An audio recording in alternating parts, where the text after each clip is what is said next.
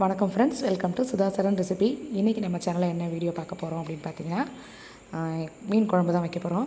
இந்த மீன் பார்த்திங்கன்னா ஏரியில் வந்து உயிரோடே வந்து பிடிச்சிட்டு வந்த மீன். எங்கள் அத்தை வீட்டுக்கார் மாமா இருக்காங்க, மாமா தான் கொண்டு வந்திருந்தாங்க. லீவில் வந்து அம்மா வீட்டுக்கு வந்திருந்தேன். அதனால் நான் தங்கச்சி எல்லோரும் இருக்கோம் அப்படின்னு சொல்லிட்டு ஊர்லேருந்து மாமா வந்து மீன் எடுத்து வந்தாங்க. ஒரு 8 கிலோ அளவுக்கு எடுத்து வந்தாங்க அப்படின்னு சொல்லியிருந்திருப்பேன் ஏற்கனவே. அந்த மீன் குழம்பு வந்து க்ளீன் பண்ணுறது இன்றைக்கி சமைக்கிற வீடியோ தான் பார்க்க போகிறோம். இப்போ மீன் பார்த்திங்கன்னா ஃபுல்லாக மாமா ஏற்கனவே க்ளீன் பண்ணி கட் பண்ணி கொண்டு வந்துட்டாங்க. உயிர் மீன் தான் எல்லாமே.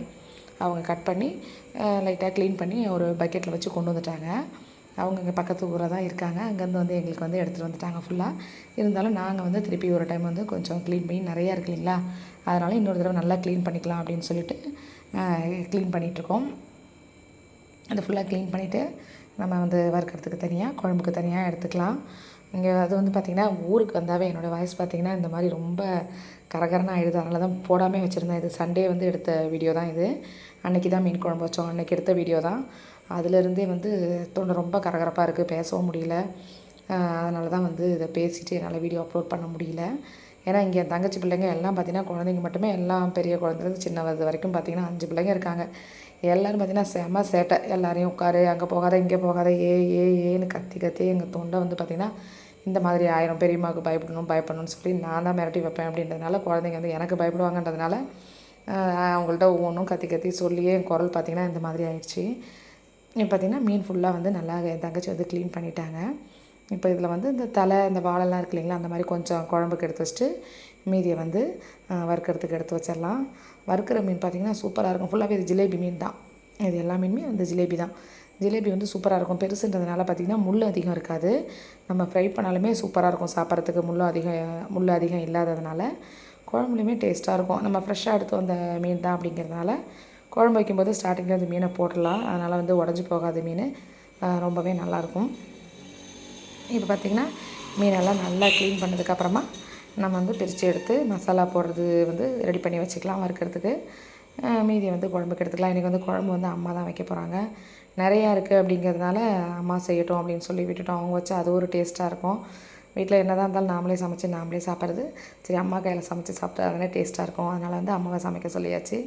இது பார்த்திங்கன்னா ஒரு 5 கிலோ பிரியாணி செய்கிற அளவுக்கான ஒரு பாத்திரம். இதில் தான் வந்து இன்றைக்கி மீன் குழம்பு வைக்க போகிறாங்க அம்மா. ஃபஸ்ட்டு இந்த பாத்திரத்தில் வந்து எண்ணெய் ஊற்றிட்டாங்க. எண்ணெய் சூடானதும் கொஞ்சமாக கடுகும் சேர்த்துருக்காங்க. எப்போவும் கடுகு சேர்க்க மாட்டாங்க, வெந்தயம் தான் போட்டு அம்மா செய்வாங்க. இந்த தடவை வந்து அவங்க கடுகும் சேர்க்குறேன்னு சொல்லி போட்டுட்டாங்க. அடுத்தது பார்த்திங்கன்னா வெந்தயம் சேர்த்துருக்காங்க. வெந்தயமும் நல்லா பொரிஞ்சதும் வெங்காயம் சேர்த்துக்கலாம். பெரிய வெங்காயம் தான் போட்டிருக்காங்க, சின்ன வெங்காயம் வந்து போடலை. பெரிய வெங்காயத்தை கொஞ்சம் பெருசு பெருசாக கட் பண்ணியிருக்காங்க. மெலிசாக கட் பண்ணாமல் கொஞ்சம் பெருசு பெருசாக கட் பண்ணியிருக்காங்க. இந்த கிச்சன் பார்த்திங்கன்னா அந்த கொஞ்சம் அந்த ஸ்லாப்லாம் பார்த்திங்கன்னா கொஞ்சம் ஹைட்டாக தான் இருக்கும் எங்களுக்கு. அது அம்மாவுக்கும் வந்து ரொம்ப ஹைட்டாக தான் இருக்கும். சும்மா எல்லாமே கட் பண்ணி கொடுத்தாச்சு. அந்த தாளிக்கிறது இதெல்லாம் மட்டும் அம்மா நீங்கள் பண்ணுங்கம்மா, வீடியோ நான் எடுத்துக்கிறேன் அப்படின்னு சொன்னதுனால அம்மா பண்ணிக்கிட்டு இருந்தாங்க. இப்போ அதுக்கு அடுத்தது பார்த்திங்கன்னா வெங்காயம் போட்டுட்டு தக்காளியும் போட்டுட்டாங்க. கூடவே 2 பச்சை மிளகா போட்டு வச்சோன்னா அந்த டேஸ்ட்டு, குழம்பு டேஸ்ட்டு சூப்பராக இருக்கும்.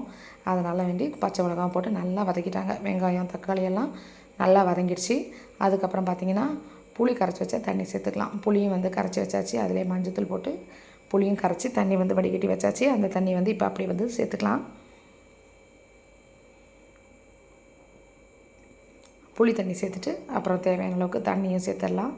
சேர்த்து மிளகாத்தூள் போட்டு கொதிக்க வச்சிட வேண்டியதான். இது நல்லா கொதிச்சதுக்கப்புறமா ஒரு கொதி வந்ததுமே மீனை சேர்த்துட்டாங்க. நம்ம குழம்பு நல்லா கொதிச்சதுக்கப்புறம் கடைசியாக தானே மீன் சேர்ப்போம். இது ஃப்ரெஷ்ஷாகவே இருந்தது, மாமா எடுத்துகிட்டு வந்த மீன். அதனால் வேண்டி முதல்லே சேர்த்துட்டோம். இப்போ புளி தண்ணி ஊற்றியாச்சு. கூடவே வந்து காரத்துக்கு தகுந்த மாதிரி மிளகாத்தூள் சேர்த்துக்கலாம். ஒரு 4 கிலோ மீன் வந்து பாதி அப்படியே வறுக்கிறதுக்கும் குழம்புக்கு எடுத்து வச்சுருந்தோம். அதுக்கு தகுந்த மாதிரி தான் குழம்பு வைக்கிறோம். அதிகமாக தான் இருக்கும் குழம்பு, அதனால் அதுக்கு தகுந்த மாதிரி மிளகாத்தூள் போட்டுக்கலாம். காரம் புளிப்பு எல்லாமே கரெக்டாக இருந்துச்சு. சூப்பராக இருந்தது. குழம்பு நல்லா இருந்துச்சு. நாங்கள் 2 நாள் வச்சுருந்து சாப்பிட்டோம் குழம்பு. மீன் குழம்பு வந்து 2வது நாள் வச்சு சாப்பிட்டா தான் டேஸ்ட்டாக இருக்கும். ஆனால் எங்கள் அம்மா வச்சா ஃபஸ்ட்டு டே சாப்பிட்றதுக்கே குழம்பு ரொம்ப டேஸ்ட்டாக இருக்கும். நல்லா இருந்துச்சு அன்றைக்கும். இப்போ வந்து அம்மா எல்லாம் உப்பு எல்லாமே முதல்ல சேர்த்துட்டாங்க. புளி தண்ணியிலே சேர்த்துட்டாங்க. லாஸ்ட்டாக வேணால் உப்பு செக் பண்ணி பார்த்துட்டு வந்து உப்பு போட்டுக்கலாம். இப்போ எல்லாத்தையும் நல்லா கலந்து விட்டாச்சு. கலந்து விட்டுட்டு நம்ம வந்து மீன் சேர்த்துக்கலாம். மாங்காவும் அது மாதிரி போட்டிருந்தாங்க குழம்புல. மீன் குழம்புல மாங்காய் போட்டு வைக்கிறது அது ஒரு டேஸ்ட்டு தான், செம்மையாக இருக்கும். வீட்டிலேயே மாமரத்தில் போய்ட்டு ஃப்ரெஷ்ஷாக ஒரு மாங்காய் பறித்து அதையும் வந்து கட் பண்ணி நாங்கள் இதில் சேர்த்துருந்தோம். இப்போ வந்து மிளகாத்தூள் புளி எல்லாம் சேர்த்தாச்சு இல்லைங்களா. இது வந்து இப்போது கொதிக்க ஆரம்பிக்கட்டும். மீன் சேர்த்துக்கலாம். அதுக்குள்ளே க்ளீன் பண்ண மீனை பார்த்துருவோம். இது பாருங்கள், இது வந்து இப்போ குழம்புல சேர்க்கறதுக்காக எடுத்து வச்சுருக்க மீன். தலையெல்லாம் இருக்கு இல்லைங்களா, தலை கொஞ்சம் அந்த வால் பகுதி மீதியெல்லாம் ஒரு 2-3 பீஸு கொஞ்சம் எக்ஸ்ட்ரா போட்டு அதெல்லாம் பார்த்திங்கன்னா குழம்புக்குன்னு எடுத்து வச்சாச்சு. அதுக்கப்புறம் வந்து வறுக்கிறதுக்கு பார்த்திங்கன்னா இதில் தங்கச்சி வந்து மிளகாத்தூள், அப்புறம் வந்து கொஞ்சம் பூண்டு, சோம்பு இதெல்லாம் நல்லா மிக்சியில் சேர்த்து அரைச்சிட்டு சேர்த்துருக்காங்க. காரம் கம்மியாக தான், ஏன்னா குழந்தைங்களும் சாப்பிட்ணும் அப்படின்றதுனால காரம் கம்மியாக தான் சேர்த்துருக்காங்க. மஞ்சத்தூள் எல்லாம் சேர்த்து அதை கொஞ்சம் நேரம் ஊற வச்சாச்சு. அதை அப்படியே ஊறிக்கிட்டு இருக்கட்டும். அதுக்குள்ளே குழம்பு ரெடி பண்ணிடலான்ட்டு அம்மா ரெடி பண்ணிட்டாங்க. இப்போ குழம்பு வந்து கொதிக்க போகுது. குழம்பு கொதிக்க ஆரம்பித்ததும் நம்ம க்ளீன் பண்ணி எடுத்து வச்சுருக்க மீனை சேர்த்துடலாம். இப்போ மாங்காய் ஃபஸ்ட்டு சேர்த்துடலாம். மாங்காய் பார்த்திங்கன்னா குழையவே இல்லை, அப்படியே கல் மாதிரி சூப்பராக இருந்துச்சு மாங்காய். இப்போ பாருங்கள், கொதிக்கிறதுக்கு முன்னாடியே தான் சேர்க்குறோம், ஆனால் மாங்காய் வந்து குழையவே இல்லை, நல்லா அப்படியே இருந்துச்சு. அதாவது அம்மா எப்படி சொல்லுவாங்கன்னா, மாங்காய் வந்து கத்தியால் நறுக்கியோ இல்லை அரைஞ்சியோ போடக்கூடாது. கத்தி, பெரிய கத்தி இருக்குது பார்த்திங்களா, அந்த கத்தியில் அப்படியே ரெண்டாக விதையோடவே அப்படியே ரெண்டாக வெட்டி போடுங்க. அந்த நாரோடு இருக்கும்போது மாங்காய் வந்து குழஞ்சி போகாது, நல்லாயிருக்கும் அப்படின்னு சொல்லுவாங்க. நம்ம சும்மா வெங்காயம் கட் பண்ணுற கத்தி அந்த மாதிரிலாம் இல்லை, பெரிய அந்த கொடுவா சொல்லுவாங்க இல்லைங்களா, அந்த மாதிரி கத்தியில் அப்படியே ரெண்டாக தேங்காய் உடைக்கலாம் வச்சுருப்போம்ல, அதில் அப்படியே நாளாக கட் பண்ணி மாங்காவை போடுவாங்க. அப்போ தான் குழையாமல் நல்லாயிருக்கும் மாங்காய் அப்படின்னு சொல்லிட்டு மாங்காவும் போட்டுட்டு அடுத்தது பார்த்திங்கன்னா அப்படியே மீனையும் சேர்த்தாச்சு. சேர்த்துட்டு மீனும் நல்லா இருந்துச்சு, மாங்காய் எதுவுமே குழையில சூப்பராக இருந்தது. இப்போ வந்து ஃபுல்லாக எல்லா மீனும் சேர்த்தாச்சு. இப்போ மீனெல்லாம் கொஞ்சம் குழம்புல மூழ்கி இருக்க மாதிரி எல்லாம் கொஞ்சம் அப்படியே அட்ஜஸ்ட் பண்ணி விட்டுருவோம். அது கொதிக்க ஆரம்பிச்சிருட்டோம். இப்போ பார்த்திங்கன்னா பக்கத்துலேயே ரசமும் ரெடி பண்ணிட்டாங்க.